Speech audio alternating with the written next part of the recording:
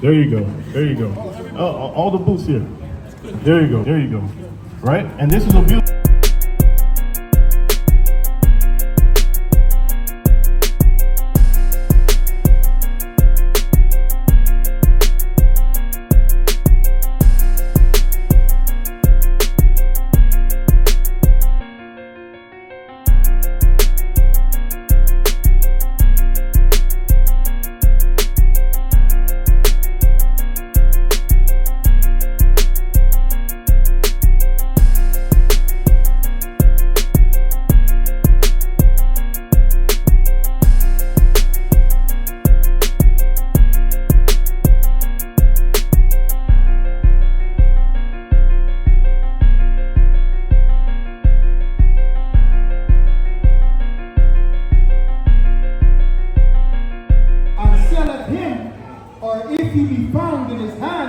He shall surely be put to death. Right, and that's what happened with our people, right? The Native Americans, right? The Hispanics and so-called black people over here, right? The so-called Europeans, they came over here, right? And they were buying and selling, our people, right? So we're over here asking, any person that comes from like that family, right? They're your ancestors, right?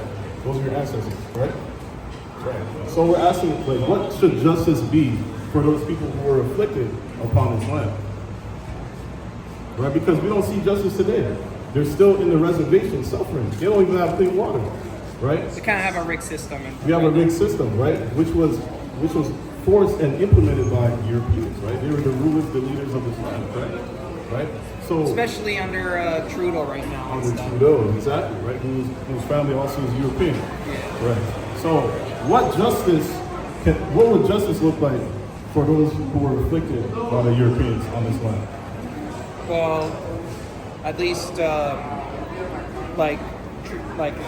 just easy way to put it and stuff is to just treat everyone equally and stuff, and to make sure that there is at least no war, because the war is what happened and stuff, like, to begin with, and for me, like, what I think is that, like, the courts, right? The courts should at least look into further, take it more serious than they are. Because right now, I don't feel that they're taking it as serious as they should. Okay, let's stop right there, right? So your answer is to treat everyone fairly. Yeah. Now, that's a problem, right? I'm gonna tell you why. The Native American people were here, prospered. They had buffaloes. They're living amongst each other. White people came over, kidnapped them, took them, killed them for smallpox, all these things, and generations later, they didn't do it for themselves. They did it for their kids, their offspring, right? Right. And now today, those people who were afflicted, right? Those families, the Native Americans, they're still destroyed today, right? They're looking for something. Now you're telling me that the justice would look like for them is for the white people today to treat them fairly? Well, everyone should be treating each other fairly. Okay, let me show you something, right? If I came over to your house, right? I killed you and your family, right? Figuratively speaking, right? And then actually I left one of your sons, right? And your son, he moved out, right? Because I forced him out, right? And he moved to a different land, right? And he had kids and offspring later, right? But I went and further had kids and still living in that house, right? But you told your kids, right? You told them that this house it belongs to us. It's our inheritance, right? Right? You told them the history, right? Now, what would it look like for your ancestors, right? That during this scenario I gave you, what would it look like for those kids, right? If I'm still living in that house, what would it look like? What would justice look like? Right? Say they want to get their inheritance back. What would justice look like? So basically, you're saying that if I had a son and stuff, and then my son, and then you're saying that I was killed or something? Or? Right. So I killed you. You already have a kid, right? Your kid was forced out of the home. I took, figuratively speaking, I took the household, right? And I gave it to my further kids, my kids' offspring, right? But now your kid is over there homeless. He doesn't have no culture. He doesn't have no land, right? But you already showed him that this house belongs to you, right? But now the kid wants his household back, right? Because he's all alone and doesn't have anybody.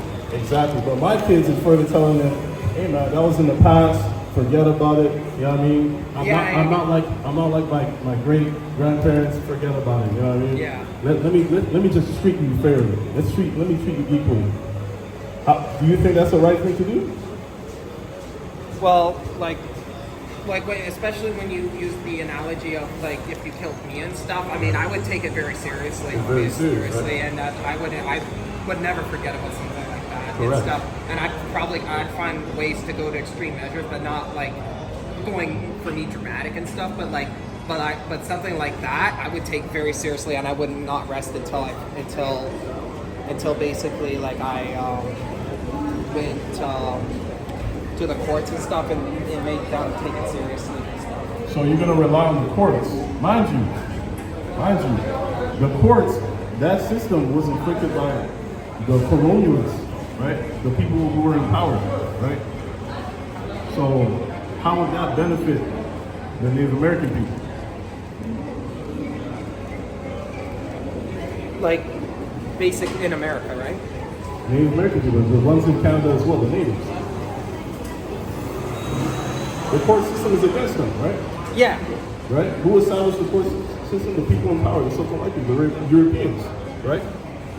That system was made for them. It was essentially created for them to stay in power, right? The court system is still here today, and the Native Americans are still in residential reservations, right? Still in poverty, still have no clean drinking water, right? Yeah, so clearly it's not helping them. The court system is not helping, right? So basically, we're dealing with like right now conflicted judges and stuff like that, right? That are just biased about the whole situation, right? So you don't really have the answer, and that's fine. That's fine, right? The Bible gives us an answer. Go ahead. This is the book of Isaiah, chapter 14 and verse 21. Prepare slaughter for his children, for the iniquities of their fathers. Right. So do you believe in karma? Yeah. Okay. Yeah, 100%. So the Bible talks about karma as well, right? So when we go into the history of what the Europeans did to the Native Americans, the Hispanics, and the so-called black people, right? Remember, they did it not for themselves, but for their offspring and generations over, right? So now the Bible talks about it. Read that again from the top up. Prepare slaughter for his children, for the iniquities of their fathers. Right. So the iniquity of your forefathers, right? There's a slaughter. There's a bill waiting for you, right? The time is already set, right? At the dinner table, right? Continue. That they do not rise, nor possess the land, nor fill the face of the world with cities. Right. And then give me Revelation 13 and 10, right? This is the book of Revelation, chapter 13 and verse 10. He that leadeth into captivity. Right, so the European people, they led blacks, Hispanics, and Native Americans into captivity, right? Yeah.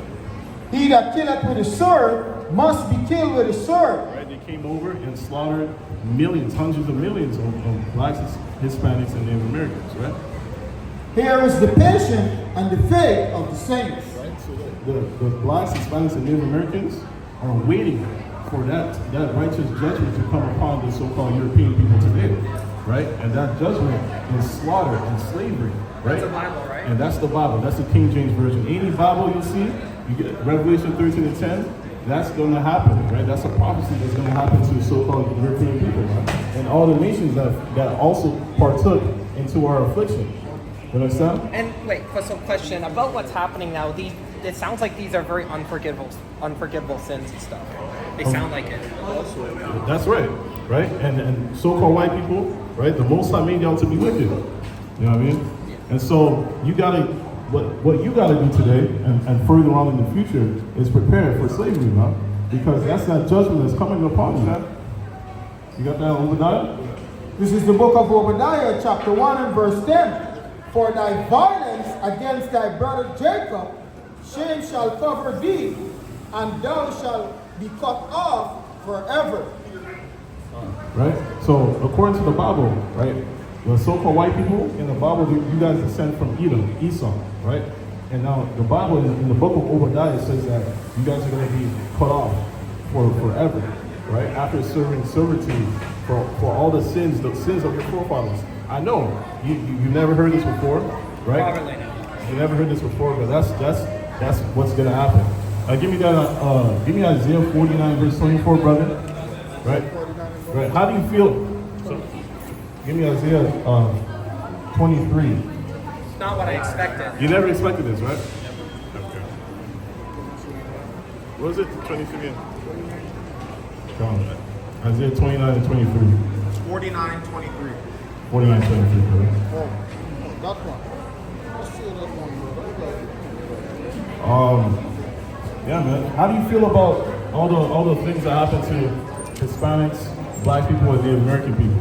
I mean, like, what shocked me is what happened, like, I mean, this has nothing to do with now, but what happened with George Floyd, though. Like, that's what shocked me a lot and stuff, because, like, it shocked the whole world and stuff about what happened and stuff, because that's when I think sparked it and stuff, like, from years ago. But then, especially to what's happening now, like, it's kind of saying something. It's saying something. So you feel bad about that. Yeah. It's a terrible thing, right? Yeah. Now the Bible shows that the people who feel like a sort of way, like if you feel like sorry for these type of things that happen to our people, right? The Bible shows a particular way to show your forgiveness.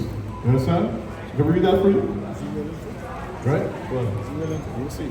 All right. This is the book of Isaiah, chapter 49 and verse 23. And the kings shall be thy nursing fathers. Right, the kings, the rulers of this land, right? Our so-called white people, European people, right? Go ahead. And their queens thy nursing mothers. Right, the Queen Elizabeth, right? Go ahead.